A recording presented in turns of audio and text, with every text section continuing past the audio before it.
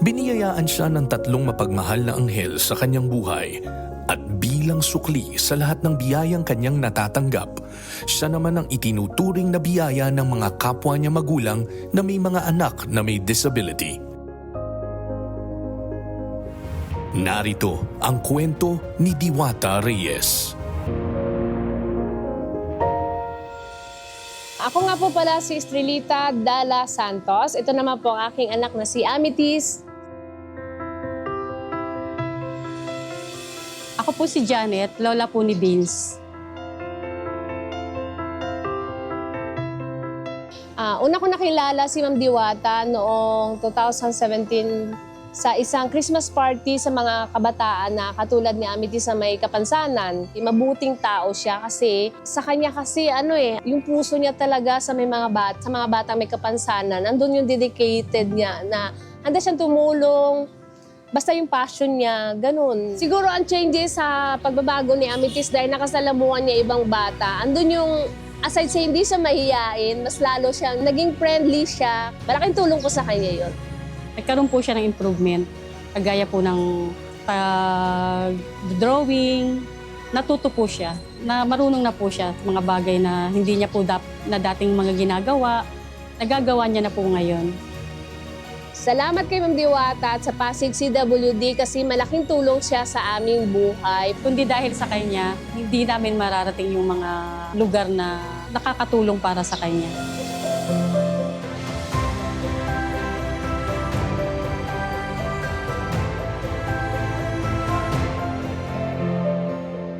Ang Pasig City CWD Underparent Federation ay isang samahan ng mga magulang ng mga batang may kapansanan. Ako po ay may 3 anak na lalaki. Lahat po sila ay mga may disabilities. Bilang isang magulang ng mga batang may kapansanan, hindi madali. Nung una, napakadami ng challenges. Unang-una, yung pagtanggap. Pero hindi naging matagal kasi ito sa amin eh. Natanggap namin agad. Kaya lang, nakakabigla, nung nagkaroon na ng pangalawa, ng pangatlo, ang pinakamahirap naming naranasan, bukod sa sabihin na nating financial, dahil 3 silang may pangangailangan, ay yung oras.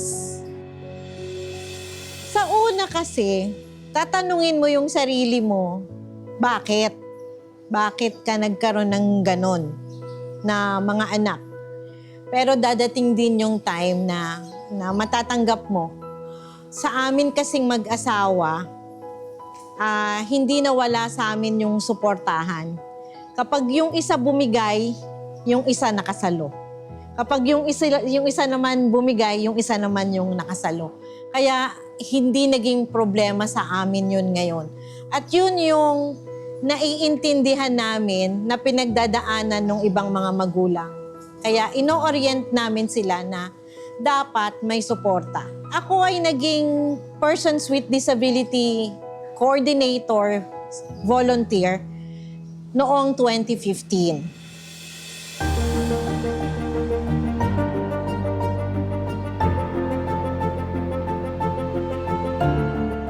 2019, sa isang activity ng gift giving, nakita nung husband ko saka yung anak ko kung ano yung mga pangangailangan ng mga batang may kapansanan. Pinag-usapan po naming mga magulang na dapat buuin na natin tong grupong to. Dapat lagyan na namin siya ng pangalan. Simula noon, taon-taon, may mga programa na kaming ibinababa. Hindi lang dun sa mga magulang ng mga batang may kapansanan, kasama na rin yung mga bata mismo sa binababaan namin ng mga programa. Mahalaga para sa mga magulang na may mga anak na PWD na nakakakuha sila ng suporta mula sa isa't isa. Kaya naman malaki ang pasasalamat nila kay Diwata na nagtayo ng organisasyong kinabibilangan nila. Hi Ma'am Diwata, thank you po sa pagtayo mo sa grupong ito. At Meron pa pong gustong ibang magpasalamat po sa inyo. Sino yung gusto magpasalamat? Mabasahin. Dear Diwata, Saludo kami sa isang inang tulad mo na sa kabila ng mga hamon sa buhay ay piniling hindi sumuko. Gabay ang pagmamahal ng iyong mga anak, naging instrumento ka para sa maraming magulang na maging matatag at lumaban din sa buhay. Kaya kasama sina Ate Pia, Tito Boy, at lahat ng bumuo ng Cayetano in Action with Boy Abunda, lubos kaming nagpapasalamat sa iyo. Bilang munting pasasalamat, tanggapin ninyo ang munting salo-salo na ito para sa inyong grupo. Nagmamahal, Kuya Alan Cayetano. PS, maaari ka ba naming maimbitahan sa studio upang personal na mapasalamatan? Uy! Opo! Pwede po at maraming salamat po sa invitation. Alam mo, masaya, sobrang saya. Hindi lang para sa sarili ko, no? Kundi para dito sa mga parent na to. Kasi unang-una talaga gusto ko makita nung ibang tao yung mga ginagawa nila para sa mga anak nila.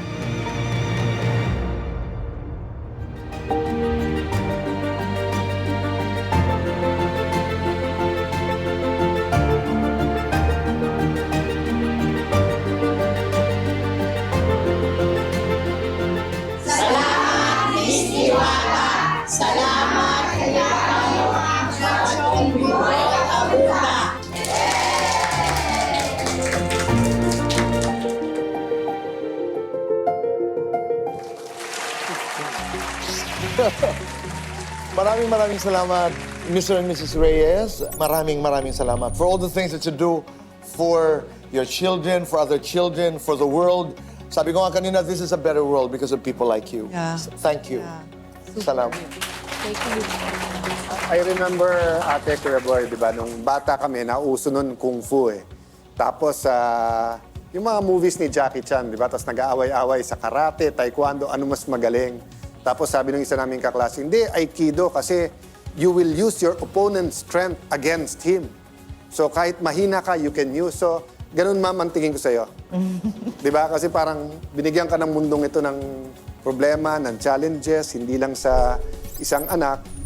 Pero imbis na harapin nyo lang at make what's best of it sa children nyo, parang tinambling mo yung problema at ngayon, napakarami niyong natutulungan. So we just want to express our admiration. Thank you. Thank you. You know, I want you to share with others, what do you get out of doing that?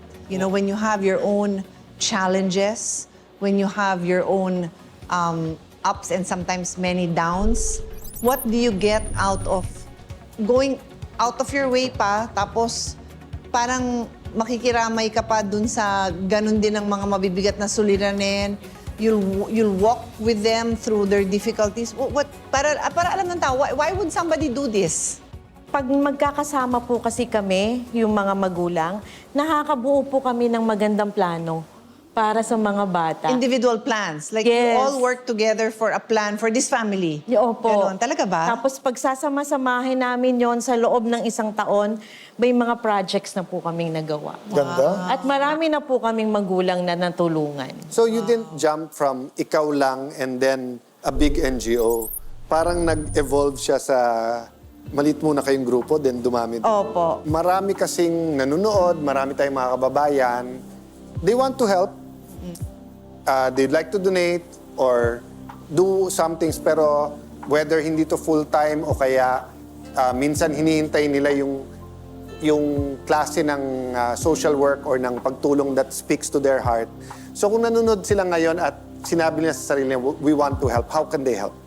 How can they contact you and welcome ba ang donations, whether cash or in kind? Number one po is meron po kaming email address. You can get in touch with us by the email address na pasigcwd@gmail.com.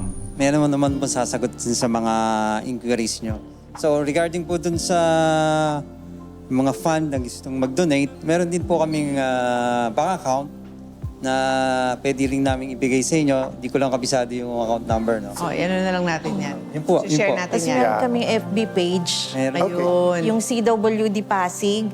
Lahat po ng activities namin, yung mga nagdo-donate sa amin, nandun po, nakapost po lahat. We're blessed to have Yeah. That one is true. Diba?